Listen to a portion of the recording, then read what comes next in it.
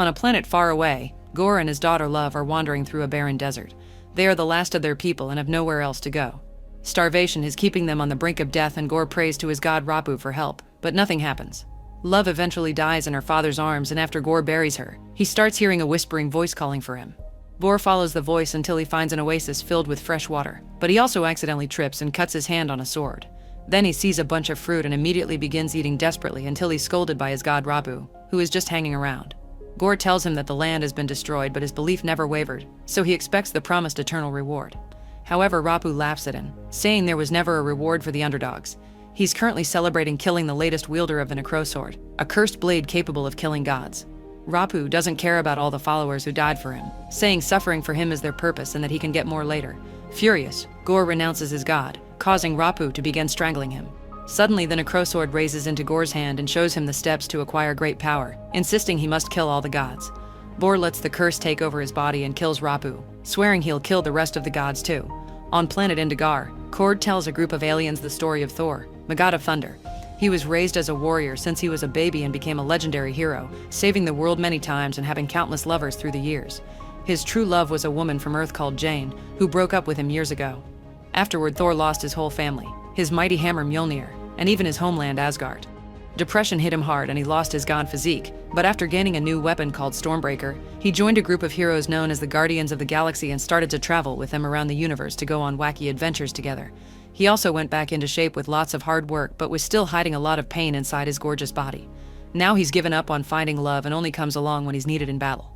Nearby, the Guardians are engaging in a vicious fight against bird-like invaders and not doing very well.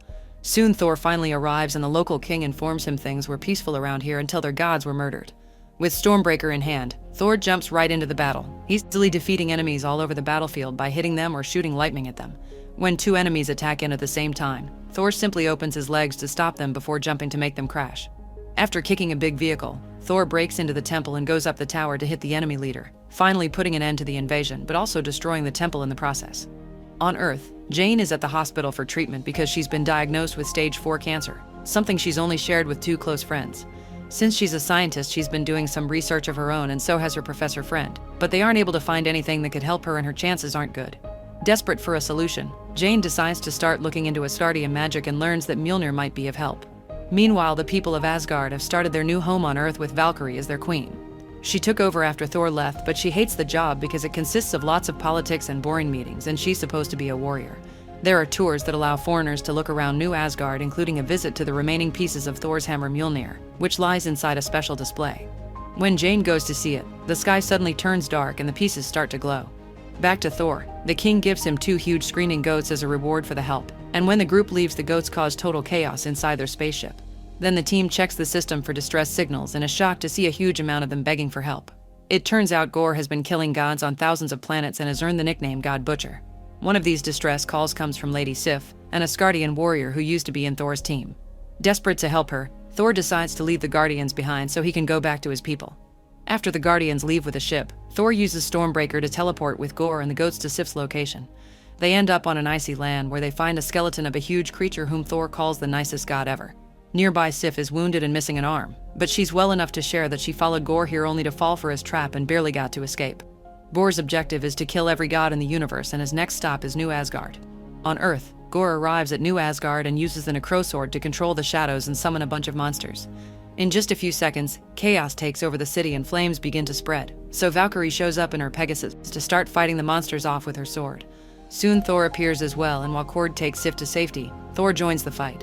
He and Valkyrie are taking down a bunch of monsters when suddenly a ball of lightning lands in the middle of the battlefield, moving at great speed to hit the monsters too.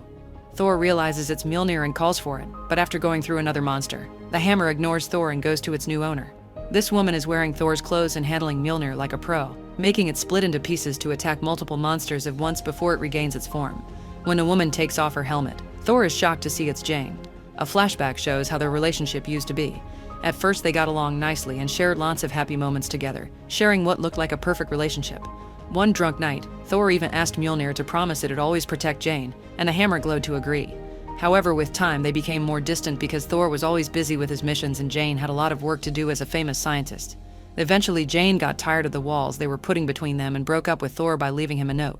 Back in the present, Thor wants to talk, but Jane wants to concentrate on fighting the monsters. At that moment, Thor sees Gorr, who begins fighting Thor with a necrosword. After exchanging a few hits, Gorr pins Thor against a car, and when Thor tries to defend himself, Gorr just hits him against the car and makes a monster hold him down. Then Gorr tries to take Stormbreaker, but Thor gets angry and activates his lightning powers, freeing himself from the monster before pushing Gorr off. Thor throws lightning at him as Jane and Valkyrie appear to support him, so Gorr sees the disadvantage and decides to disappear. However, the shadows are still around and they release a bunch of monsters inside children's rooms to kidnap them. Soon every Asgardian kid is inside a cage-like monster, and when Thor and Jane try to go after it, Thor teleports the cage away. Afterward, Valkyrie holds a meeting with all the Asgardians to decide how to proceed. Thor can't stop staring at Mjolnir and tries to call it again, but Stormbreaker comes to him instead. An argument ensues among the citizens, so Thor comes forward and tells them to calm down while he tries something. When he raises Stormbreaker, his powers fail and he makes a hole in the ceiling before destroying a monument outside. He returns to the room and a new argument starts, only to be suddenly interrupted by a floating head. This is Axel, one of the kidnapped kids that has magic eyes. This power allows him to bring an illusion of Thor into the cave so he can take a look around and discover where they are. When the illusion ends, Thor goes back and informs the others that the kids are in the Shadow Realm, where Gorr will be the most powerful. Before they go there, they need to get reinforcements. The group decides they need to travel to Omnipotent City, where all of Earth's gods gather. Since Stormbreaker isn't working well, they'll use a ship pulled by the goats to sail through the Axe's power. While Valkyrie gets a ship from an exhibition, Jane goes to the bathroom and reveals that when she lets go of the transformation, her body shows how sick she is. Her reflection makes her remember how her own mother died in the hospital too, and it makes her so angry that she uses Mjolnir to destroy the sink. Meanwhile, Axel tries to tell the other kids stories of Thor so they won't be afraid. Gorr interrupts them to scare them by killing a small monster, and when Axel says Thor will save them, Gorr reveals that's exactly what he wants. Sometime later, the team makes it to Omnipotent City and puts on some disguises to blend in with the crowd. There are lots of amazing gods around, but the one making a grand entrance is Zeus, whom Thor calls his inspiration. After doing some fancy tricks with his thunderbolt, Zeus proves to be a jerk because instead of discussing important matters, he wants to plan naughty parties and see which god got the most sacrifices from their people. It doesn't seem like they can trust him, so the team begins arguing over how to proceed, but Zeus hears them and calls Thor to the central stage. Thor informs everyone about Gorr and asks for help, but Zeus doesn't care about the death of some minor gods and chains Thor down before disrobing him. Finally, noticing who he is, Zeus reminds him that each god must watch over their own people, so he has no interest in helping Thor rescue a bunch of Asgardians or lending him his thunderbolt, which he uses to show off some tricks again. Then Zeus tells the crowd not to worry because Gorr will never be able to reach eternity, a very powerful being that lives in the center of the universe and can grant a wish to the person that summons it. This means Gorr may want to use his wish to get rid of all the gods at once. Omnipotent City is supposed to be a secret place, but now that Thor has come, Gorr may use him to reach them, so Zeus orders his guards to keep Thor here. The rest of the group jumps in to fight the guards, and Thor breaks the chains to use them as weapons. They fight fantastically as a team by combining their different fighting styles, and soon the guards are defeated. Furious, Zeus strikes Korg with his thunderbolt, causing him to become a bunch of rubble. Next, Zeus tries to strike Thor, but he catches the thunderbolt and throws it back, making it pierce through Zeus' chest. Afterward, Thor checks on Korg and discovers he's still alive on just his face. More guards are coming, so Valkyrie ties Korg's face to her hair to keep him safe while he whistles to summon the goats, who break through the window bringing the ship. Valkyrie steals Zeus' thunderbolt, and then the team finally escapes. On their way to the Shadow Realm, Thor shows Jane the space dolphins that are flying near the ship. Making use of the romantic moment, Thor admits he still loves her and that he wants to get back together. Jane has no choice but to tell him about her cancer, but Thor shows his support and promises to tackle everything together. Then they share a kiss. When they finally reach the Shadow Realm, everything turns black and white, including themselves. Stormbreaker's rainbow bridge disappears, so the ship just lands on the desolated planet with a thump. The cage is nearby but empty, so they enter a building and Jane finds some papers with Gorr's plans. It turns out he wanted to bring Thor here to steal Stormbreaker and use its power to open a bridge into eternity. Jane rushes to tell the others that it's a trap and throws Stormbreaker into space to keep it safe. At that moment, Gorr shows up and Jane throws Mjolnir at him, but Gorr dodges it and controls the shadows to capture the heroes. He asks Thor to call Stormbreaker, and when he refuses, he makes the shadows start hurting Jane and Valkyrie. Desperate to help them, Thor summons Stormbreaker, and all that sudden power shakes the entire planet and frees them from the shadows. Then Gorr uses the necrosword to bring out a bunch of shadow monsters and another battle begins.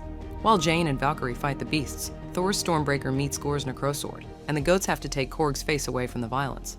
After exchanging a few hits with Gorr, Thor is distracted by a beast, so Valkyrie fights him with a thunderbolt. She manages to hit him a few times, but it doesn't do enough and Gorr stabs her with her own weapon.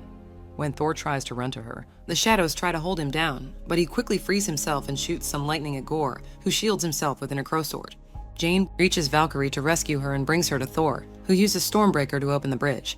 However, Gorr and his shadows use that moment to grab onto the axe and steal it from Thor while he and the others are teleported away. The team lands on Earth and Jane drops Mjolnir, revealing her body is incredibly weak right now. Thor takes his friends to the hospital and the doctor shares bad news. Using Mjolnir has been killing Jane faster. She wants to keep on fighting, but Thor confesses he wants to have more time with her and convinces her to stay. On his way out, Valkyrie gives him the Thunderbolt, which Thor uses to reach Eternity. Meanwhile, Gorr has finally reached Eternity and has brought the kids with him. He puts Stormbreaker down to start the process of opening the door and the whole place shakes, causing a piece of a huge statue to fall. It almost crushes the children, but Thor arrives just in time to catch it and throw it away. As soon as Gorr sees him, he uses the necrosword to start summoning monsters, so Thor gathers the children and tells them to grab any object they can find to use as a weapon. Then, using the Thunderbolt, he shares his power with all the kids so they can help him fight. A fierce battle begins as the kids clash against the monsters, fighting with all their might to prove they are worthy as guardians. As monsters fall all over the place and the children keep them busy, Thor goes after Gorr, keeping up with him until Gorr takes the Thunderbolt to throw it away. Thor must continue fighting hand to hand, and Mjolnir senses this on Earth, so it appears in front of Jane. Soon Gorr overpowers Thor and almost stabs him, so Thor has to stop Necrosword with his hands. At that moment, Jane arrives on Valkyrie's Pegasus and throws Mjolnir at Gorr to get him off her boyfriend. Thor uses the chance to retrieve the Thunderbolt, and now he and Jane can fight Gorr together. However, Jane notices that the door is about to open, so she sends Thor to retrieve Stormbreaker while she fights Gorr and the kids continue to destroy the monsters. The shadows are holding onto Stormbreaker pretty tightly, so Thor has to start hitting them with the Thunderbolt. At first, Gorr seems to be overpowering Jane, but she makes a jump to attack with Mjolnir and creates some cracks in the Necrosword. At that moment, Thor finally frees Stormbreaker and throws it at Axel so that all the kids can return home. Afterward, Thor uses the Thunderbolt as two daggers, trapping the Necrosword between them so Jane can throw Mjolnir at it, finally breaking it. Gorr manages to catch the hilt and tries to rebuild it, but Jane catches the other pieces with Mjolnir and summons some lightning that turns every sword piece into ash. While Jane falls to her knees, Gorr sees that the gate to Eternity has been opened and crosses it, teleporting all three of them. Before Gorr can make his wish, Thor looks at a dying Jane and tells Gorr he isn't looking for revenge or death, he's looking for love. Then Thor goes to Jane's side to spend her last moments together. Seeing this reminds Gorr of his own daughter, but he doesn't want to wish for her because he's dying from the corruption of the Necrosword. Thor and Jane promise love won't be alone, so Gorr makes his wish and love comes back, saying goodbye to his father before he dies. Jane also says goodbye and shares a kiss with Thor before her body disappears into glowing dust. Sometime later, Jane becomes a legend in New Asgard and they make a statue for her. Valkyrie goes back to being queen and Sif helps train the children in self-defense. Korg gets his body back and finds a boyfriend from his species.